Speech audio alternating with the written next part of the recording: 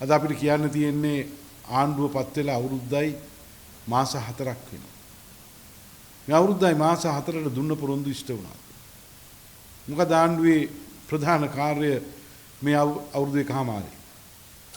ආණ්ඩුව කරලා තියෙන්නේ දා අපේ රජයවල අපේ තිබ්බ ආර්ථික ප්‍රතිපත්තිය මේ රටේ වෙළඳපොළ ආර්ථික ලිබරල් ආර්ථිකය දිගටම ගෙනියන එක තමයි කරලා තියෙන්නේ. මම හිතන්නේ මේ පක්ෂයේ JVP එක පිහිටවල දැන් අවුරුදු 60ක් වෙනවා. මම හිතන්නේ ආණ්ඩුව අවුරුදු 60කට ඉස්සෙල්ලා අපේ ආර්ථික ප්‍රතිපත්තිය හරි කියලා කල්පනා කරා නම් මේ රට අද මෙතන නෙවෙයි තියෙන්නේ.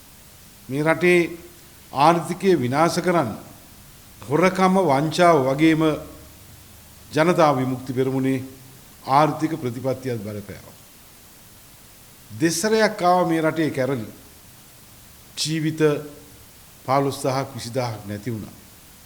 රජයේ කර්මාන්ත ශාලා රජයේ ගොඩනැගිලි අඩුතරමේ ජනතාවගේ ඩෙන්ටිටි කාඩ් එක ඒ සියල්ල විනාශ කරපු කාණ්ඩායමක් තමයි අද රට පාලනය කරන්නේ.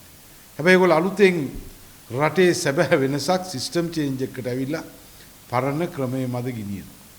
අද වෙනසකට තියෙන්නේ ආණ්ඩුව ෆේල් වෙනකොට ජනාධිපති ෆේල් වෙනකොට උත්තර දෙන්න බැරි වෙනකොට මාධ්‍ය මර්ධනය අද කරනවා. අද මාධ්‍යයට තර්ජනය කරනවා. අපි ඉතිහාසයේ මාධ්‍යයට ගහපු හැම ආණ්ඩුවම වැටලා තියෙනවා. 1964 ලේක් හවුස් ආයතනයේ රජයට පවරගත්තා. 65 පෙරදුනා. 70 77 දවස් සීල් තිබ්බා. මර්ධනය කරා. ආණ්ඩුව පෙරදුනා. අද මොකක්ද වෙලා තියෙන්නේ? අද මේ ආණ්ඩුව මාධ්‍යයට ප්‍රසිද්ධියේ මාධ්‍ය අමාත්‍යවරයා තර්ජනය කරනවා.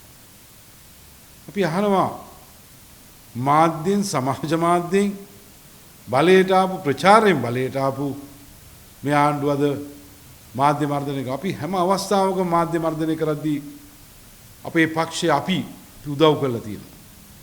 මම සිරසට බෝම්බ ගහපු වෙලාවේ අපි මේ වෙනුවෙන් කතා කරා. සියත්තට මර්ධනය කරද්දී අපි මේ වෙනුවෙන් කතා කරා.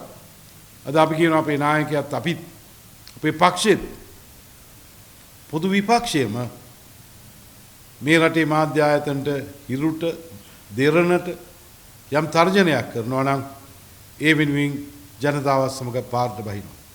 ඒ ආණ්ඩුවට අද වැඩක් කරන්න බැරි වෙනකොට ආණ්ඩුවට අද බොරු කියපේවා එලි වෙනකොට මාධ්‍ය මගින් ඒවා එලි කරනකොට ආණ්ඩුව ගෙනියන්න බැරි වෙනකොට අද මාධ්‍ය මර්ධනය කළ ආණ්ඩුව ගෙනියන්න හදනවා.